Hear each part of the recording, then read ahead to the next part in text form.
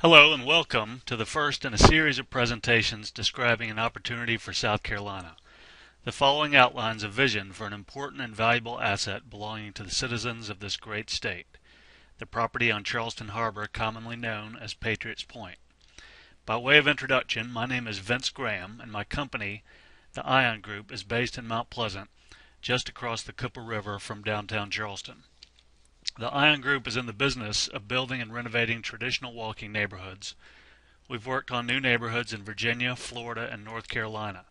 South Carolina neighborhoods we've been involved in building include New Point, shown here, Broad Street, and the village at Port Royal in Beaufort County, Hammond's Ferry in North Augusta, South Carolina, just across the river from Augusta, Georgia, Morris Square in downtown Charleston, Mixon in North Charleston, and our flagship neighborhood, Ion in Mount Pleasant. People are often curious about the name Ion.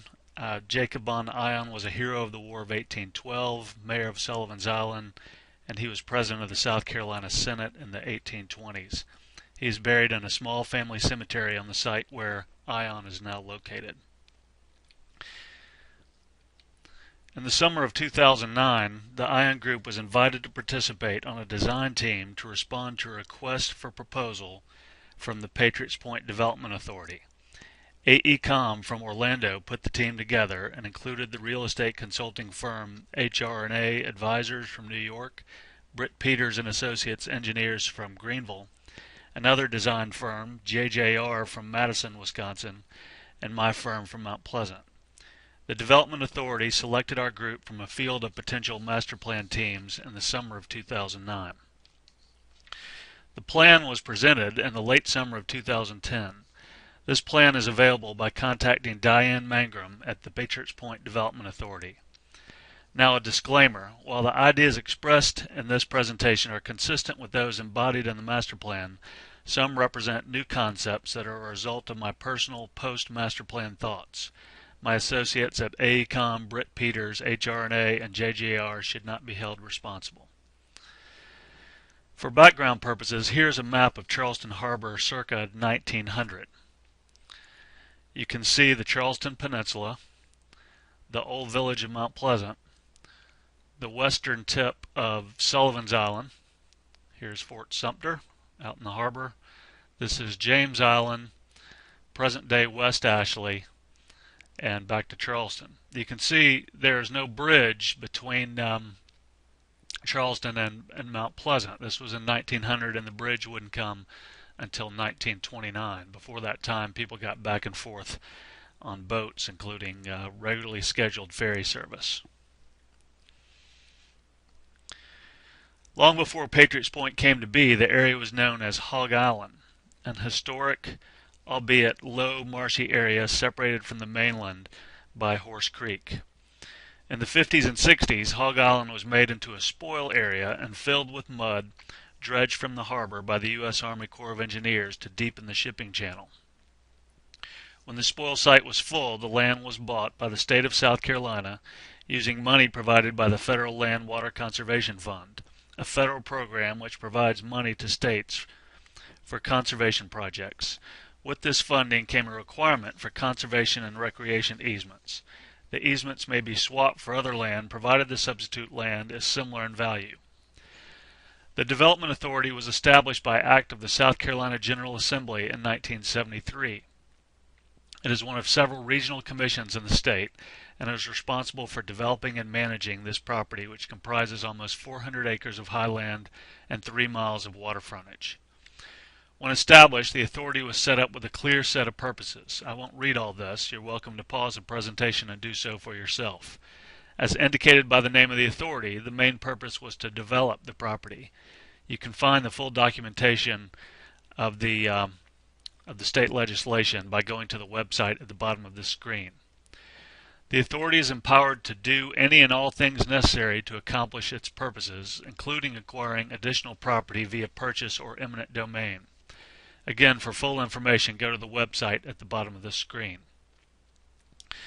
Today, almost 40 years after its establishment, the Patriots Point Development Authority looks over property made up of 5 major uses: a resort hotel, which sits upon a long-term leasehold; the Patriots Point Naval and Maritime Museum, which features the USS Yorktown, USS Laffey, and USS Clamagore. The most recent annual attendance, is 264,000 to the museum, and that's down about 23% over the last 8 years. Other users include a marina and playing fields of the College of Charleston and Town of Mount Pleasant. These are under long-term lease, and the Patriots Point Links is the 5th user, a public golf course which comprises more than half of the authority's land area and water frontage. The golf course sees an average of about 35,000 rounds each year. A round of golf is considered to be one person playing all 18 holes of the golf course. Because many people who play golf at Patriots Point are repeat customers, it is estimated that only about 18,000 people each year get to experience this portion of the Patriots Point property. There's also about 20 acres of privately owned land at the northwest corner of Patriots Point between the bridge, Coleman Boulevard, and Patriots Point Boulevard. This property has been partially developed with the Renaissance condominiums, office space, the Omar Shrine Temple, and some retail space, a convenience store here at the corner of Coleman and Patriots Point Boulevard. The undeveloped portion of this property is owned privately and includes land zoned for intensive mixed-use development. Now, at one time, the Yorktown was thought to be the most popular tourist attraction in the state. This was in the late 70s when the ships were still something of a novelty. The Navy base in North Charleston was in full swing, and there was less competition from other attractions. Here's how the Maritime Museum's attendance stacks up to other popular area attractions. Patriots Point's attendance challenges stem from the fact that the museum's exhibits are static. For example, unlike an art museum or the aquarium, which have revolving exhibits which keep locals coming back, the exhibits of the Naval and Maritime Museum don't change. As a result, most locals have only been to see the ships once or twice in their lifetimes. For added perspective, here is attendance at the 3 most popular events in Charleston. In 2010, the Cooper River Bridge Run drew 38,000 registrants. The annual 3-day Southeastern Wildlife Expo in February sold 40,000 tickets, and the 17-day Spoleto Festival in the spring saw ticket sales of 70,000. I tried to estimate the use of the pedestrian bike lane on the bridge and came up with more than 1 million users. This would be an average of 2,800 users per day. It may be a conservative estimate. If accurate, it would mean the pedestrian bike lane is more popular than Charleston County's most popular park on James Island. Now, the ships are in rough condition. They weren't built to last as long as they have. The elephant in the living room is the amount of funding needed for deferred and ongoing maintenance, and the fact that there is no readily available source of funding for this maintenance. Deferred maintenance is not reflected on the balance sheet of the Development Authority, which may result in some financial confusion. To its credit, the current board has tried to bring these realities to light, but they are difficult to discuss. The ships represent substantial emotional assets, particularly from the standpoint of the men who served on board. However, the unpleasant reality is the ships are financial liabilities that get heavier each year. They're tough questions to ask. Number 1, do deteriorating museum exhibits honor the men and women who served in the armed forces?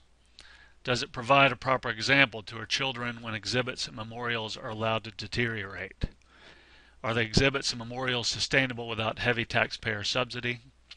Would the greatest generation wish to saddle future generations with large unfunded liabilities? Is it wise to spend $100+ million of taxpayer money on exhibits with a history of declining attendance? There are also questions that will require creativity and imagination. What is the opportunity cost of $100 to $130 million? In other words, is there a higher and better use of taxpayer money a better and less expensive way to fulfill the purposes of the Patriots Point Development Authority. How can the Patriots Point Development Authority better realize the full potential of this valuable asset of the state of South Carolina? This series of presentations will attempt to address these questions. As challenging as they are, though, we mustn't lose sight of the potential value and opportunity this property presents. Here again is a satellite view of the Charleston area, the Charleston Peninsula, the Cooper River Bridge, Mount Pleasant, Patriots Point, the old village of Mount Pleasant, the western tip of Sullivan's Island, Charleston Harbor, the Ashley River, and the Cooper River.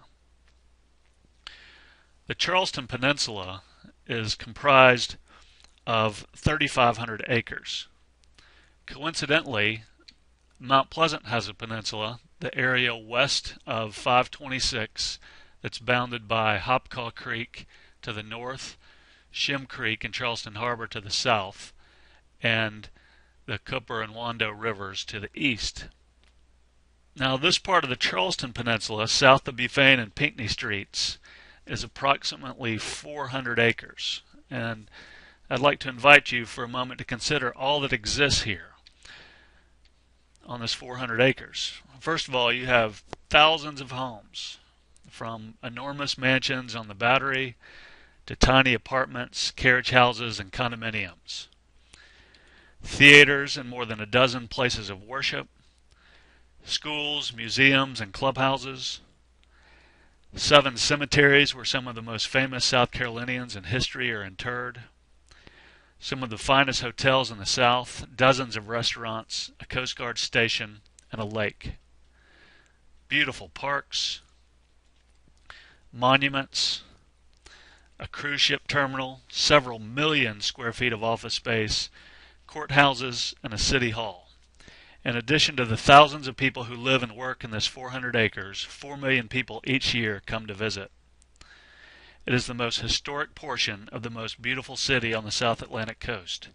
It has experienced plagues, hurricanes, fires, a major earthquake, and 2 war sieges, one by the British and one by the Yankees. Yet people still love it, even though it's 330 years old. There's no golf course or beach, yet it harbors some of the most valuable real estate on the continent and provides our state with international brand recognition. Now, consider that Patriots Point is approximately 400 acres. And what is there today, or what is not there today? Imagine that you had the entire Charleston Peninsula previously developed, except for that 400 acres south of Buchanan and Pinckney Street. That is how the opportunity should be viewed at Patriots Point. I'll leave you with this quote from a hero of mine. I hope this introduction has engaged your interest and you will have a look at the next segments. Thank you for listening.